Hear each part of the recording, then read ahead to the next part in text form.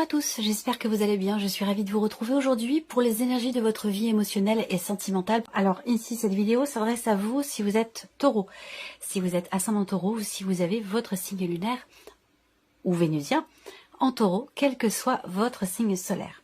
Alors, on regarde ici l'énergie qui vous entoure les taureaux. On a ici une énergie qui peut vous amener sur le chemin de la guérison, sur le chemin du mieux-être. Également une énergie qui peut vous amener à devoir vous investir davantage, que ce soit par rapport à vous ou que ce soit dans le cas d'une relation, qu'elle soit d'ailleurs amoureuse, familiale ou amicale. Ça va être bien sûr différent selon chacun de vous, puisque vous êtes quand même nombreux et nombreuses à regarder la vidéo. Donc ça ne s'inscrira pas de la même façon pour tout le monde, et ça c'est tout à fait normal. Ici on regarde votre état d'esprit les taureaux. Concernant votre vie émotionnelle et sentimentale, vous avez à l'esprit que quelque chose soit juste et équilibré. C'est le fait qu'il y ait un équilibre entre ce que vous donnez et ce que vous recevez. Ça, c'est quelque chose qui est important pour vous. Alors, pourquoi?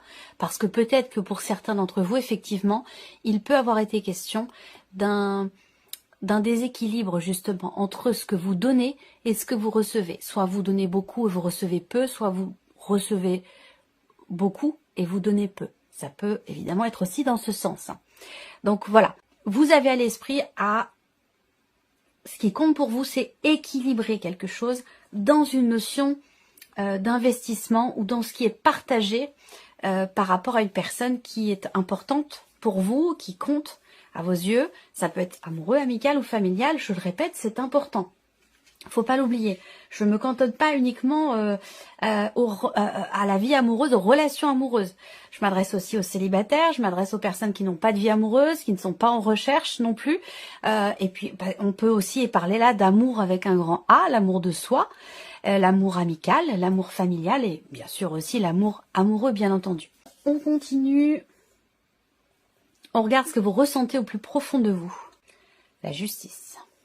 Alors, soit effectivement, là, vous êtes vraiment focus sur cette notion d'équilibre, qui est importante. Ça veut dire qu'il y a de fortes chances pour qu'effectivement, quand tout va bien, on ne se focalise pas sur les choses qui vont bien. Hein, voilà, on les vit et puis c'est tout. Donc je pense que je dis ça parce que vous êtes focus sur l'équilibre. Ça veut dire qu'il y a quelque chose de déséquilibré peut-être. Vous voyez, l'énergie qui vous entoure va vous amener à soit à guérir, à tempérer ou à réharmoniser quelque chose, que ce soit en vous ou que ce soit dans un relationnel qui est important. Vous avez à cœur aussi que peut-être justice soit faite. Peut-être que vous êtes en plein milieu d'une procédure de divorce. C'est possible pour certains d'entre vous. Et vous avez à cœur effectivement que justice soit faite. Il a peut-être été question à un moment donné aussi d'un sentiment d'injustice. Et ce besoin, cette envie, cette volonté aussi que quelque chose revienne à sa place, que quelque chose se remette en ordre ou que justice soit faite. Effectivement, ça c'est possible également. Pour d'autres, ce qui est ressenti au plus profond de soi, ça peut être aussi tout simplement une harmonie, un équilibre. Puisque vous avez à l'esprit cette notion d'équilibre, de donner-recevoir, il est possible effectivement qu'avec ces trois cartes, pour certains d'entre vous, on soit dans une énergie complètement opposée, dans le sens où là, autour de vous, il y a une énergie salvatrice, qui vous fait du bien, qui vous apaise. Et c'est la raison pour laquelle vous êtes dans cette volonté de partager, de donner. Il y a cette ouverture aussi qui est présente pour recevoir. Donc il y a quelque chose de très fluide pour certains d'entre vous dans ce qui est vécu socialement parlant, que ce soit amical, familial ou amoureux, où voilà, on donne et on reçoit aussi et on se sent bien et il y a une forme d'équilibre et d'harmonie intérieure. Ça peut aussi être ça pour certains ou certaines d'entre vous. On regarde ce que vous faites concrètement pour votre vie, pour votre équilibre émotionnel, votre vie sentimentale. Le 8 de coupe, vous faites le ménage. Vous faites le ménage, vous tournez une page, vous tournez des pages, Voilà, le 8 de coupe, c'est, on est dans le, on agit pour accueillir, on agit pour accepter, on agit pour avancer, pour aller de l'avant, pour se délester de ce qui est obsolète, de ce qui n'a plus lieu d'être, pour pouvoir avancer plus légèrement. Donc, vous voyez, globalement, il y a vraiment cette énergie de peut-être de guérison, de pardon, que ce soit pour soi, par rapport à quelqu'un, où on retrouve un équilibre. Pourquoi? Parce que on fait en sorte soit de faire le deuil d'une situation, le deuil d'une relation, où on fait en sorte de ne plus s'alourdir de ce qui n'a pas lieu d'être. Voilà, donc c'est quand même assez clair pour vous, les taureaux, ce tirage, en tout cas pour l'instant. On continue. On va maintenant regarder la personne qui est en face de vous. Pour certains, ce sera un parent. Pour d'autres, ce sera un enfant. Pour d'autres, ce sera une amitié. Ou la vie amoureuse, évidemment, puisqu'on parle de vie émotionnelle et sentimentale ici dans ce tirage. Alors, quelle énergie entoure la personne qui est en face de vous? Cadeau, don, surprise. On a, c'est une très très belle carte. Hein. Il y a une résilience là. L'énergie qui entoure cette personne, c'est une énergie qui répare, c'est une énergie qui transforme et qui apaise aussi cette terre. Certainement, c'est une énergie également d'amour. Alors, peut-être que elle vient de vous, peut-être qu'elle vient d'un entourage, hein, ça dépend. Mais en tout cas, on voit que l'énergie qui entoure cette personne, c'est une énergie qui est peut-être un don du ciel, quelque chose qui vient, je pense, penser des blessures, vous voyez, ou qui aide en tout cas à ce qu'on soit dans l'action pour justement penser des blessures. On regarde l'état d'esprit de la personne qui est en face de vous concernant votre relation ou par rapport à sa situation, le 10 de bâton. On a quelqu'un quand même qui porte beaucoup sur ses épaules ou qui a beaucoup porté sur ses épaules. Quelqu'un qui est alourdi aussi. Et on voit que vous êtes dans une dynamique où il n'est pas question de continuer d'avancer en portant sur vos épaules ce que vous n'avez pas ou plus à porter. Donc là, vous n'en êtes peut-être pas rendu au même point l'un et l'autre par rapport à cette notion-là. On voit que cette personne-là en face de vous, elle plie sous le poids d'un fardeau, de quelque chose qui est lourd à porter. Et donc on voit que c'est quand même assez, bon, on est quand même sur un 10, mais on voit que c'est quand même assez pesant, j'allais dire. Donc on va voir ce qui est ressenti hein, pour cette personne, mais elle a à l'esprit, je pense, cette personne aujourd'hui, vous c'est déjà fait, vous êtes sur le chemin de quelque chose de nouveau, vous laissez derrière vous ce qui n'a plus lieu d'être.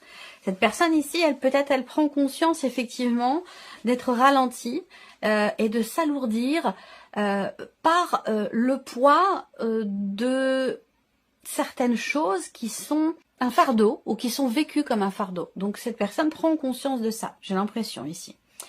Qu'est-ce qu'elle ressent, cette personne au plus profond d'elle-même? Oui, la reine de denier. Reconstruire, se relever la tête, se redresser. Cette personne, au fond d'elle-même, elle a à cœur de soit se stabiliser émotionnellement ou retrouver une bonne situation, que ce soit sur un plan émotionnel ou par rapport à sa vie. Mais on a quelqu'un qui veut se reconstruire, qui veut reconstruire quelque chose. Voilà, on va voir. Qu'est-ce que cette personne fait concrètement par rapport à votre relation, concernant votre relation? Le cavalier de denier. On a quelqu'un ici qui veut prendre son temps et qui prend son temps puisque c'est l'énergie d'action ici. On a quelqu'un qui avance doucement mais sûrement, quelqu'un qui ne veut pas se précipiter, qui préfère réfléchir avant d'agir, qui dose aussi sa manière de s'investir émotionnellement ou sa manière de s'investir tout court, peut-être par rapport à vous. On a quelqu'un qui est quand même assez dosé, surtout par rapport sur un plan émotionnel, parce que je vois qu'ici on a quelqu'un qui porte beaucoup, qui peut être affaibli par le poids, comme je disais, d'un fardeau ou de quelque chose qui est pesant. Et on a ici cette personne qui émotionnellement est dans les actes, dans les faits, est beaucoup dans la gestion, la maîtrise de ce qui est donné, partagé, On a quelqu'un qui est capable de se poser des limites, quelqu'un qui est assez, j'allais dire quand même, quelqu'un d'équilibré et qui est capable de savoir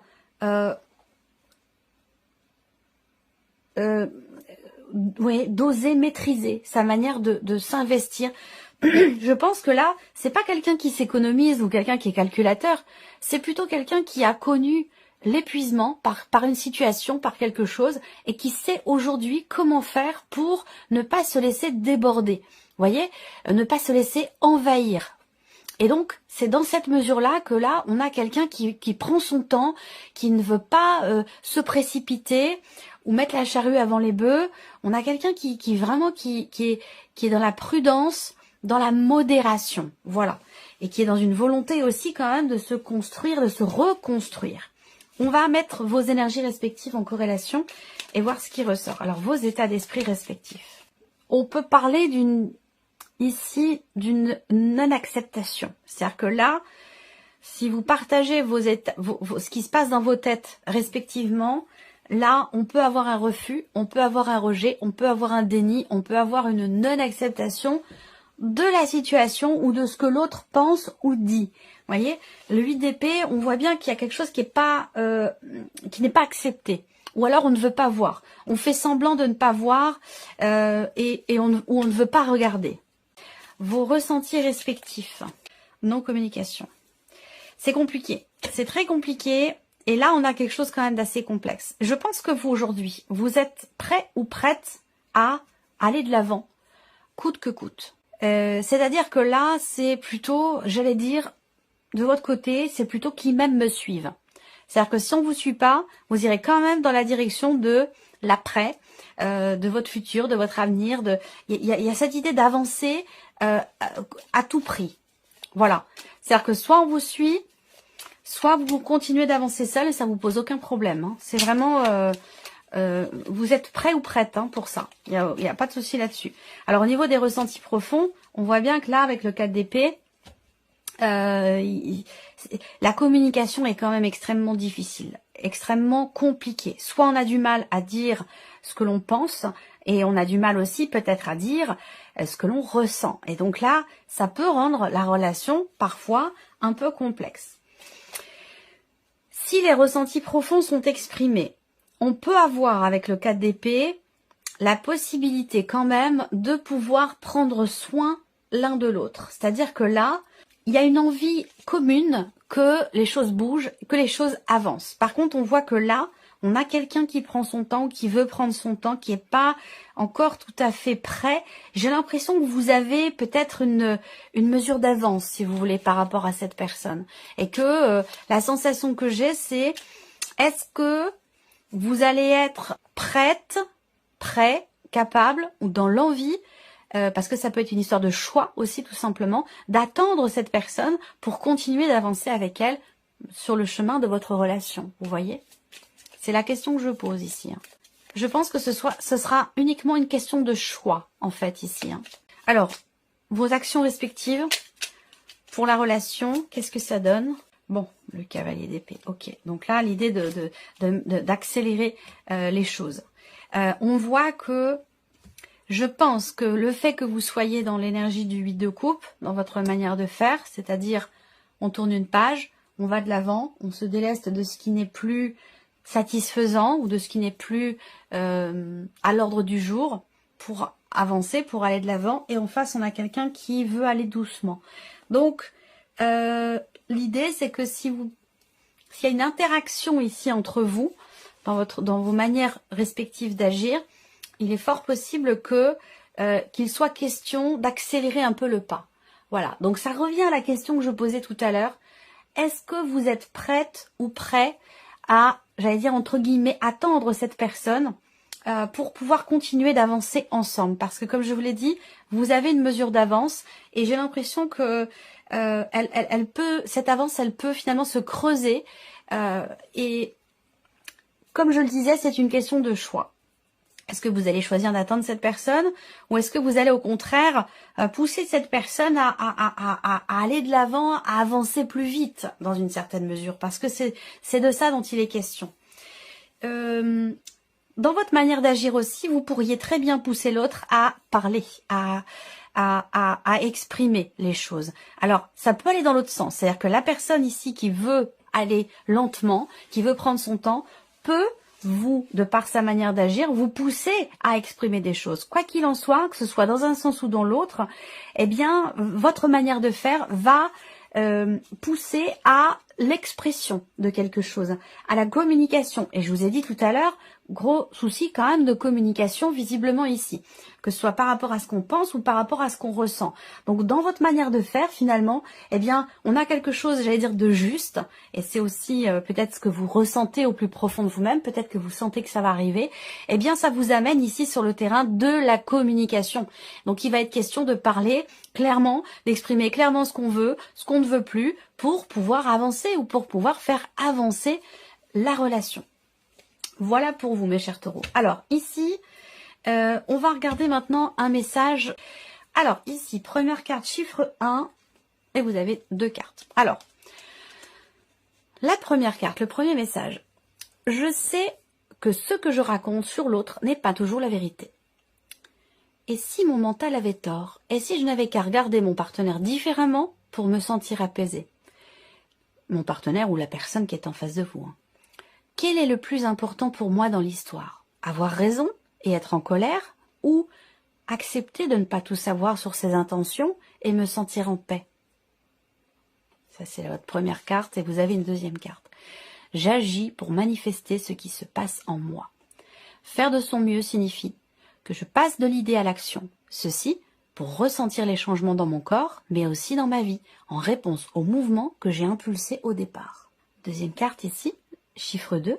Je me parle à moi-même comme à mon meilleur ami. Si je ne me sens pas assez digne pour me parler avec bienveillance, pourquoi les autres devraient-ils en faire autant? Ne suis-je pas parfois mon pire juge?